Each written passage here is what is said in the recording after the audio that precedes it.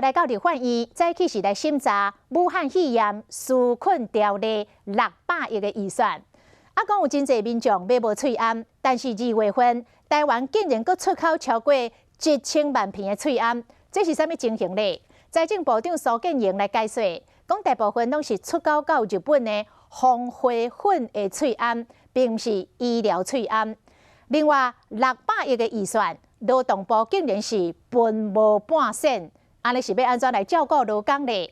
劳动部长柯明春讲，本地就有500亿的就业安定基金来照顾劳工咯。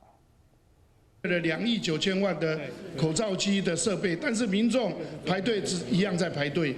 立法院审查600亿纾困防疫预算，针对民众排列烧钱买喙罨问题也未解决。 未售完比较多的，我们现在就减量发给；就售量比较高的，我们会增量来发。是讲明明喙罨限制出口，依照财政部2月份的统计，台湾依然有超过1000万片的喙罨出口，其中一般喙罨是1074万片，N95喙罨是300万外片。财政部长苏建荣是安尼解说。 防花粉的口罩，那个是日本专门定制的，经过防疫中心跟这个所谓的国贸局的同意以后出口的部分，所以跟我们现在所使用的这个医疗用口罩完全不一样。立委针对600亿的预算要安怎用嘛，进入意见，质疑卫福部有169亿，占较无3成，疫苗的药物研究干那9720万，占较无1/100。劳动部无变，要怎照顾劳工？部长柯明春有话要讲。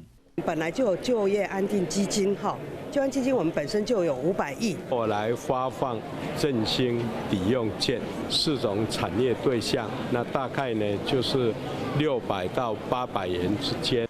由经济部规划20亿提振经济抵用券，全台湾餐饮、商圈、夜车摊商拢适用，佮包括艺文活动，估计会去照顾到35万间的业者。600亿的预算要安怎用，真正就要好好想。